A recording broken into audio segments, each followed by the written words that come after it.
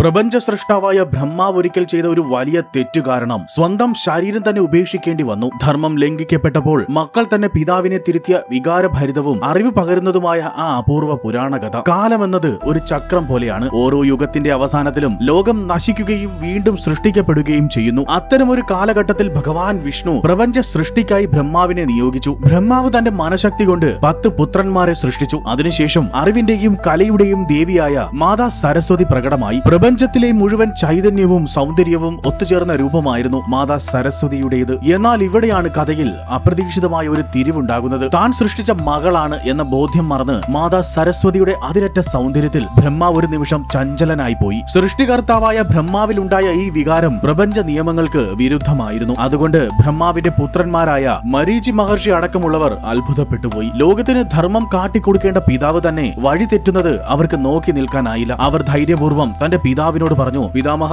അങ്ങ് ചെയ്യുന്നത് വലിയ അധർമ്മമാണ്. അങ്ങ് ചെയ്യുന്ന ഈ തെറ്റിൽ നിന്ന് പിന്തിരിയുക. ധർമ്മത്തിന്റെ അതിർവരമ്പുകൾ അങ്ങ് ലംഘിക്കരുത്. മക്കളുടെ ആ വാക്കുകൾ ബ്രഹ്മാവിന്റെ ഹൃദയത്തിൽ തുളച്ചു കയറി. തന്റെ പിഴവ് തിരിച്ചറിഞ്ഞ ബ്രഹ്മാവ് അങ്ങേയറ്റം ലജ്ജിച്ചു. സൃഷ്ടാവായ തനിക്ക് എങ്ങനെ ഈ തെറ്റുപറ്റി എന്ന ചിന്ത അദ്ദേഹത്തെ വേട്ടയാടി. പശ്ചാത്താപം അഗ്നിയായി മാറിയപ്പോൾ ആ പാപത്തിന് പരിഹാരമായി തന്റെ ശരീരം വെടിയാൻ ബ്രഹ്മാവ് തീരുമാനിച്ചു. അങ്ങനെ പശ്ചാത്താപ വിവശനായി ബ്രഹ്മാവ് ആ നിമിഷം തന്നെ തന്റെ ദേഹം ഉപേക്ഷിച്ചു. തുടർന്ന് സൃഷ്ടികർമ്മം മുടങ്ങാൻ പാടില്ലല്ലോ. ഭഗവാൻ വിഷ്ണുവിന്റെ നാഭിയിൽ നിന്ന് പുതിയൊരു ബ്രഹ്മാവ് ഉദയം കൊണ്ടു. എന്നാൽ പഴയ ബ്രഹ്മാവിന്റെ ഓർമ്മകളോ തെറ്റുകളോ ഇല്ലാത്ത പരിശുദ്ധനായ ഒരു സ്രഷ്ടാവായിരുന്നു അദ്ദേഹം. ഈ പുതിയ യുഗത്തിൽ മാതാ സരസ്വതി ബ്രഹ്മാവിന്റെ പത്നിയായി മാറുകയും അവർ ഇരുവരും ചേർന്ന് ലോക സൃഷ്ടി തുടരുകയും ചെയ്തു എന്നാണ് പുരാണങ്ങൾ പറയുന്നത്. ഈ കഥ നമുക്ക് നൽകുന്ന സന്ദേശം എന്തെന്നാൽ, പദവി എത്ര ഉയർന്നാലും ദൈവമായാലും മനുഷ്യനായാലും തെറ്റു ചെയ്താൽ അതിന്റെ ഫലം അനുഭവിച്ചേ മതിയാകൂ. ചെയ്ത തെറ്റ് തിരിച്ചറിഞ്ഞ് അത് തിരുത്താനും പശ്ചാത്താപിക്കാനുമുള്ള മനസ്സാണ് ഒരാളെ യഥാർത്ഥത്തിൽ വലിയവനാക്കുന്നത്. ധർമ്മം എന്നും പ്രപഞ്ചത്തിലെ ഏറ്റവും വലിയ സത്യമായി നിലകൊള്ളുന്നു. ഈ കഥയുടെ പരാമർശം ശ്രീമദ് ഭാഗവതത്തിലെ 3-ാം സ്കന്ധത്തിലെ 12-ാം അധ്യായത്തിൽ കാണാം.